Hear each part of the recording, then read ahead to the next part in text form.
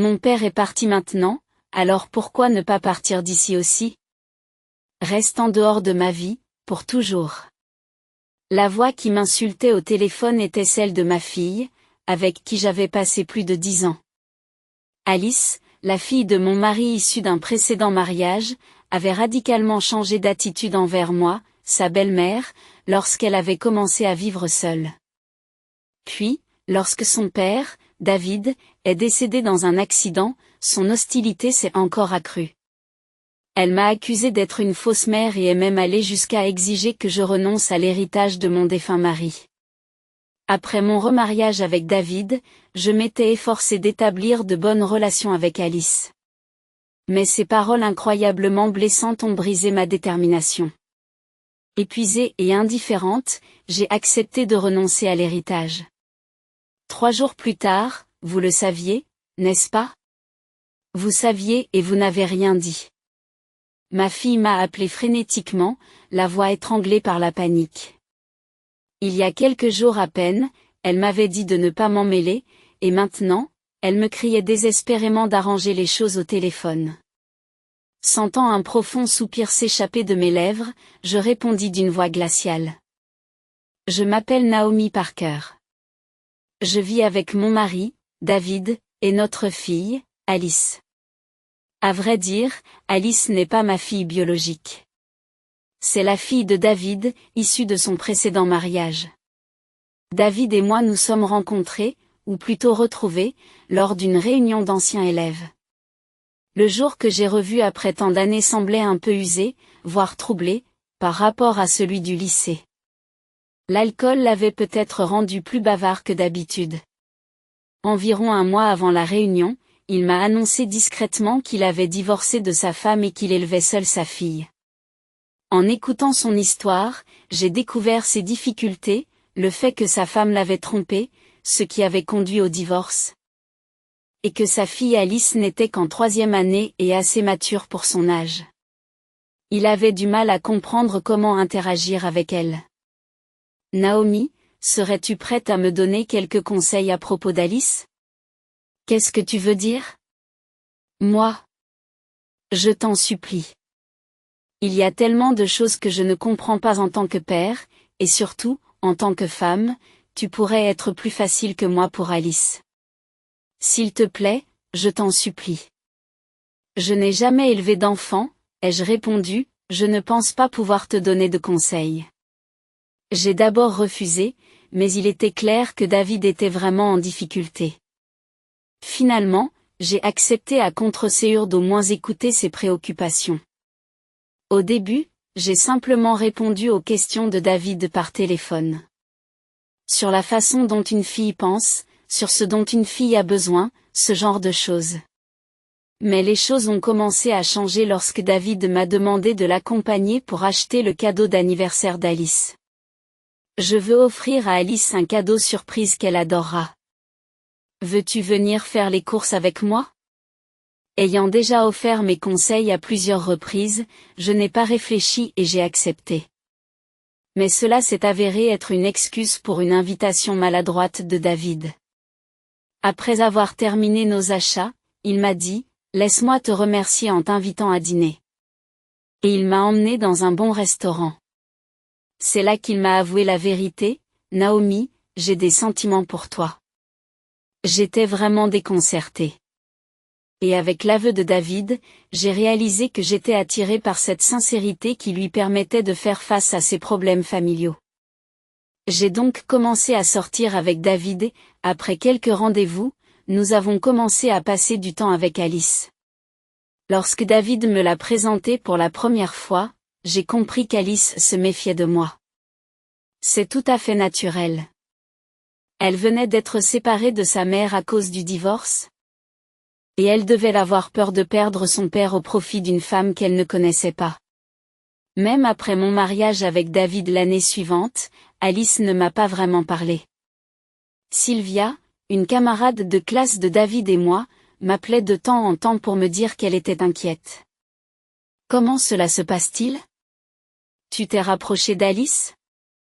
Vous ne vous êtes pas disputé, n'est-ce pas? Pas du tout. Même si je commence une conversation, elle se termine par un oui ou un non.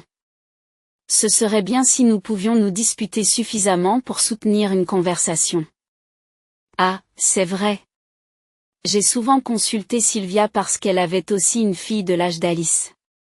Les filles sont difficiles, n'est-ce pas? Elles semblent mûres pour leur âge. Alors, je ne devrais pas la considérer comme une enfant? C'est peut-être vrai, il ne faut pas trop la traiter comme une enfant. Sylvia, qui m'a donné des conseils basés sur sa propre expérience, a été une véritable bénédiction. De plus, il s'est avéré que la fille de Sylvia et Alice allaient à la même école primaire.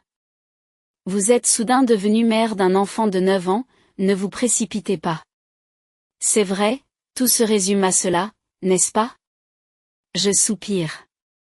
Je me sentais découragée, pensant qu'il n'y avait rien que je puisse faire à temps pour que les choses finissent par s'arranger. David était lui aussi très préoccupé par les relations difficiles entre Alice et moi.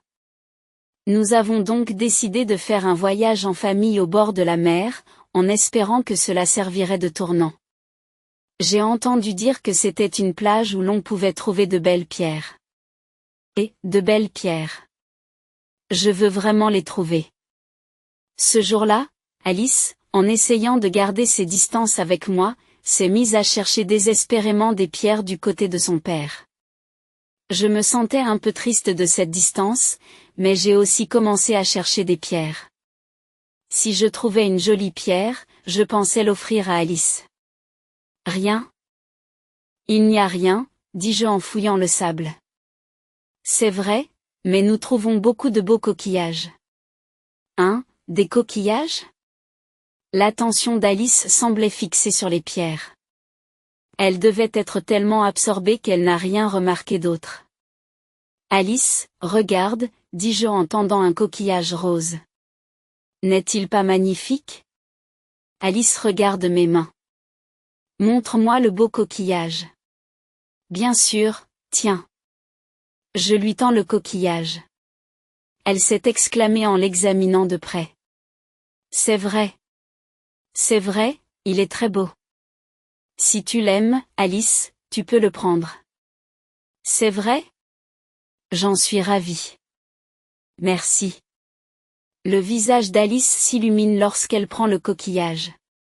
David s'écrie alors, « Et, j'ai trouvé cette pierre. » Attends, Alice, tu as aussi trouvé quelque chose? Demandai-je. David, trempé de sueur, avait trouvé un coquillage de couleur lavande. Waouh, c'est aussi très beau, remarque Alice. Alors que nous regardions tous les deux la main de David, nos têtes se sont heurtées l'une à l'autre. J'ai grimacé en me frottant le front. Alice rit. Ce n'est pas grave, Alice, tu vas bien? Oui, ça va, me rassure-t-elle. Le coquillage rose dans la main droite et le coquillage lavande dans la main gauche, Alice nous a regardés, David et moi, en disant, je les garderai précieusement. À partir de ce jour, la distance entre Alice et moi s'est progressivement réduite. Chaque fois que nous étions tous les trois ensemble, je mettais un point d'honneur à parler avec Alice plus qu'avec David. Nous parlions de nos dessins animés et de nos bandes dessinées préférées, nous discutions des repas pris à l'école et nous partagions ce que nous n'aimions pas. David nous laissait un peu de temps pour nous isoler. Nous achetions des vêtements ensemble, nous visitions des cafés avec de délicieux bonbons en édition limitée et nous allions voir des films. Lentement, mais sûrement. L'apparence de prudence et de retenue sur le visage d'Alice a commencé à s'estomper. Lorsqu'Alice est devenue lycéenne, les gens autour de nous disaient, « Quelle merveilleuse famille vous formez !» J'en étais sincèrement ravie. Cependant, lorsqu'Alice est entrée à l'université et a commencé à vivre seule, elle a recommencé à s'éloigner de moi. Elle répondait souvent sèchement à mes SMS, lorsqu'elle venait à la maison, elle me parlait à peine. J'ai essayé de créer des occasions de lui parler, par exemple en lui remettant son argent de poche en personne au lieu de le transférer, mais elle se contentait de me dire qu'elle n'aurait qu'à le transférer la prochaine fois. Elle ne laissait aucune place à la conversation. J'ai essayé de lui servir ses plats préférés, mais elle se contentait de manger en silence. Bien qu'elle traite les autres normalement, je sentais que son attitude envers moi se refroidissait progressivement. David le remarquait aussi et nous nous demandions si ce n'était pas le moment pour elle de s'éloigner de ses parents. Mais même si son attitude à l'égard de son père n'avait pas changé, cela ne semblait pas être une raison convaincante pour expliquer sa froideur à mon égard. La joie du retour de ma fille à la maison s'est progressivement transformée en fardeau. Un incident s'est produit pendant les vacances d'été de la première année d'études d'Alice. David est décédé subitement à la suite d'un accident de travail. Après avoir reçu l'appel de son entreprise, Alice et moi nous sommes précipités à l'hôpital, mais David était déjà allongé sur le lit, un drap blanc couvrant son visage. L'adieu soudain, la tristesse de ne pas pouvoir passer ces derniers moments ensemble. Diverses émotions ont surgi, et Alice et moi n'avons pas pu empêcher nos larmes de couler. Mais je devais procéder à l'enterrement de mon mari. Tout en luttant contre nos émotions, j'ai continué à organiser les funérailles. Et le jour est arrivé. Alice ne pouvait même pas se lever pour parler, elle continuait simplement à pleurer à côté du cercueil de son père. Voulant la réconforter, je me suis approchée doucement et j'ai tendu la main pour lui toucher l'épaule. C'est alors que cela s'est produit. Ne me touche pas. Alice repousse violemment ma main. Puis, me jetant un regard noir, elle a disparu dans une autre pièce. C'était choquant. La perte de mon mari était déjà choquante, mais en plus, le rejet brutal de ma fille m'a frappé de plein fouet.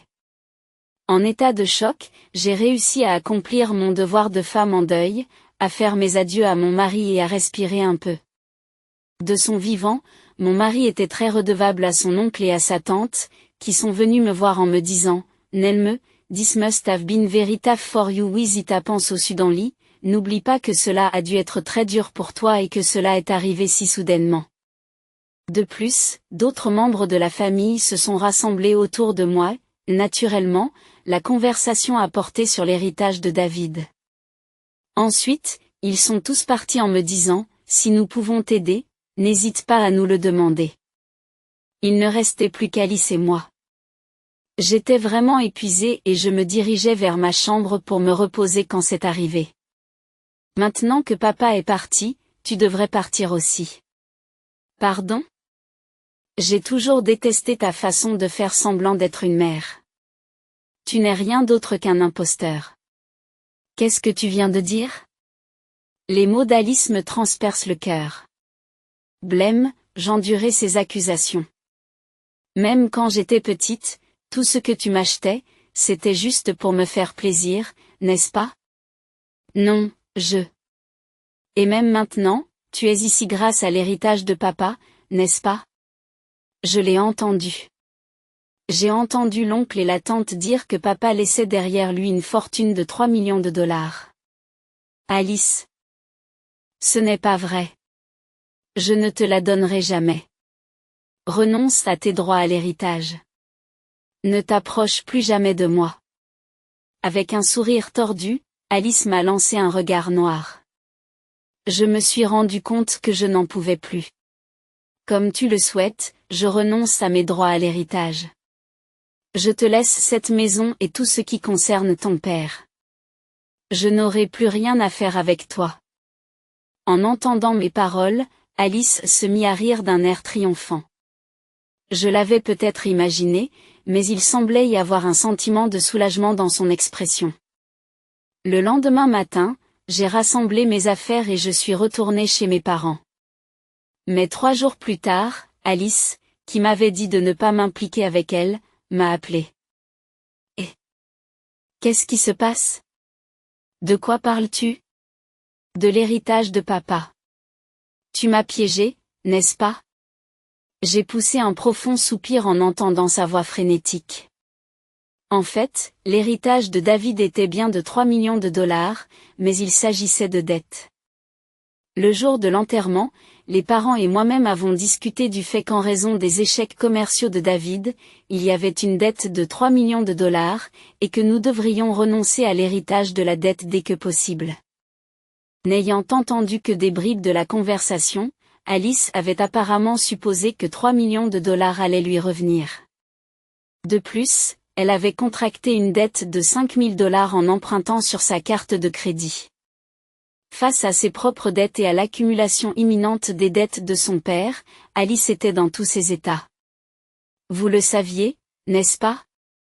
Vous saviez que la dette s'élevait à 3 millions de dollars et vous êtes restée silencieuse. Faites quelque chose. Oui, je le savais. Et je connaissais aussi la dette de 5 000 dollars qu'Alice avait contractée, que j'ai apprise par la fille de Sylvia. J'avais prévu de renoncer à l'héritage de David, de prendre en charge la dette d'Alice et de nous soutenir mutuellement pour avancer dans la vie. Mais après l'altercation à l'enterrement, j'ai réalisé qu'une telle vie était impossible. Je lui ai donc dit que c'était toi qui m'avais dit de ne pas m'en mêler. Toi et moi sommes des étrangers maintenant, et je ne peux plus t'aider. Interrompant Alice qui criait quelque chose à l'autre bout du fil, j'ai tranquillement raccroché et bloqué son numéro. Près de 3 mois se sont écoulés depuis l'enterrement de David. Ayant renoncé à l'héritage, j'avais quitté la maison familiale et vivais seule dans un petit appartement. J'avais installé une photo de lui, un vase de fleurs. Je suis désolée, je n'ai pas pu protéger votre précieuse fille, dis-je à la photo de David. J'étais remplie de regrets depuis que je m'étais disputée avec Alice au téléphone et que j'avais mis fin à notre relation. Tout en sachant qu'Alice était déjà endettée, je l'avais repoussée lorsqu'elle avait fini par s'endetter encore plus. Perdue dans mes pensées et mal à l'aise, le téléphone sonne. C'était Sylvia.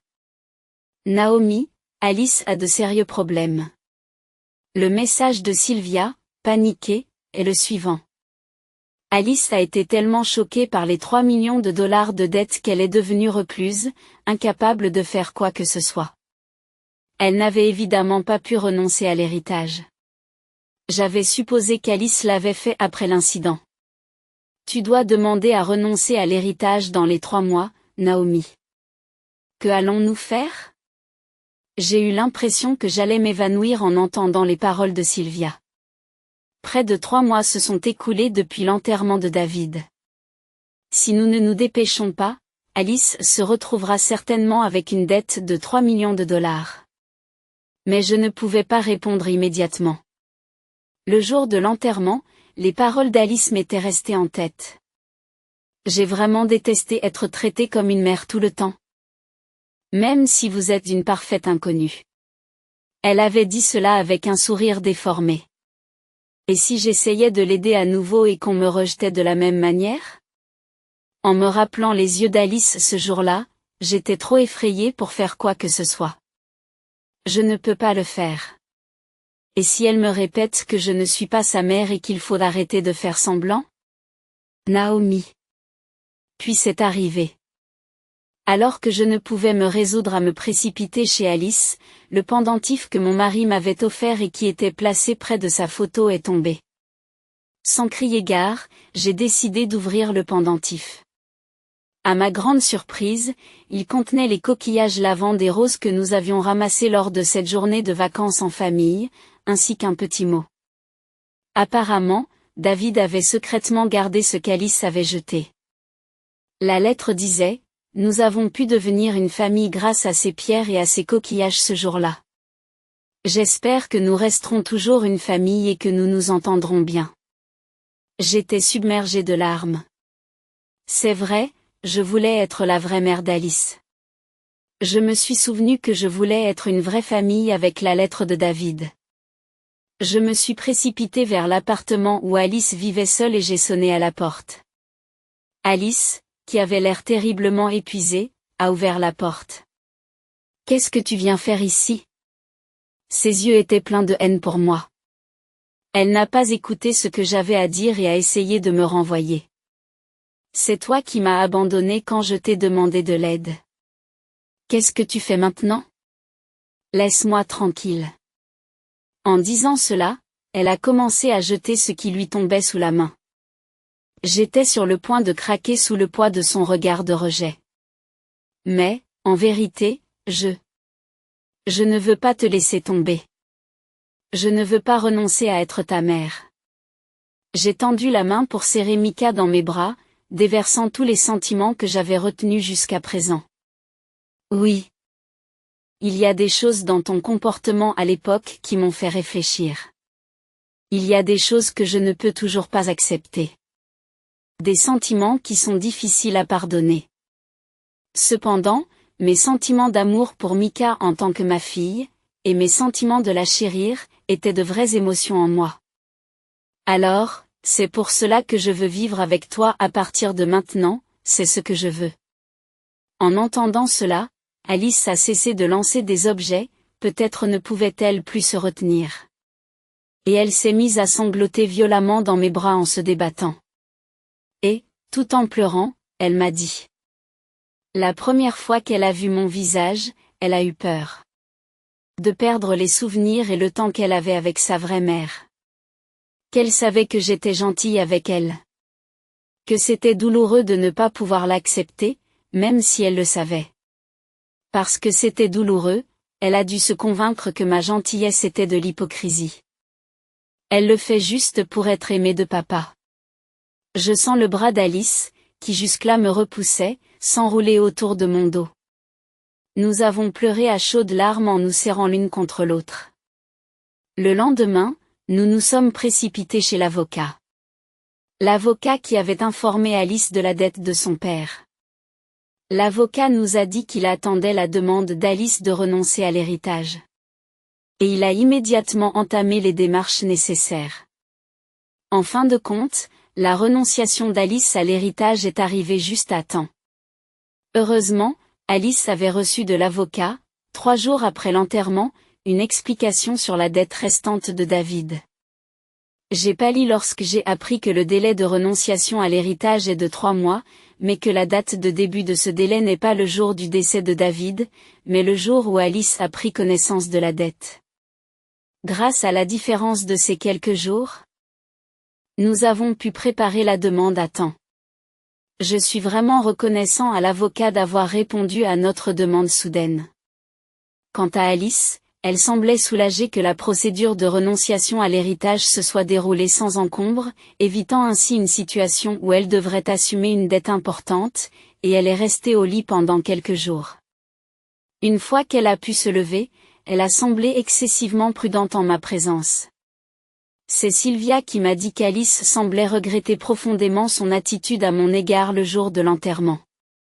Il semble qu'elle ait dit à ma fille qu'elle voulait s'excuser, mais qu'elle était gênée et qu'elle n'arrivait pas à entamer la conversation. C'est logique. Et, clouez-moi. Tu n'es pas un peu trop prudent? Et, vraiment? Sylvia au bout du fil est un peu énervée. Comme lorsque tu as débarqué chez Alice l'autre jour, tu n'as pas le droit d'exprimer davantage tes sentiments? Mais jusqu'à ce que les sentiments d'Alice se calment, il vaut mieux ne rien dire de trop fort. Tu as décidé de ne pas abandonner Alice, n'est-ce pas? C'est vrai. J'avais alors décidé que je voulais devenir la vraie mère d'Alice. J'ai donc commencé à faire des efforts pour transmettre mes vrais sentiments à Alice. En réponse, Alice a cessé d'essayer de cacher ses sentiments. Lorsque nos opinions s'opposaient, nous commencions même à nous disputer. J'étais heureuse. 10 ans se sont écoulés depuis le décès de mon mari. Je me trouvais dans une petite chambre d'hôpital. Devant moi, ma fille était allongée à côté d'un nouveau-né. En voyant le doux sourire de ma fille qui regardait avec béatitude le bébé endormi, j'ai ressenti un immense sentiment de bonheur. Maman, tu peux tenir mon bébé. Est-ce que ça va? Oui. Pour moi, qui n'avais aucune expérience de l'accouchement, c'était la première fois que je tenais un nouveau-né. Je ne savais pas comment prendre cet être doux et tendre. Et ma fille a ri de mon état de confusion. Ma fille a ri de mon état de confusion. C'est ma première fois. Ma fille m'a fait asseoir sur une chaise, a mis mes bras en position et y a déposé délicatement le bébé. Elle est chaude. Les larmes ont naturellement commencé à couler. David aurait sûrement aimé la prendre dans ses bras lui aussi. Tu voulais montrer le bébé à ton père, n'est-ce pas, Alice? Alice se remet à rire. Maman, il me suffit que tu la prennes dans tes bras.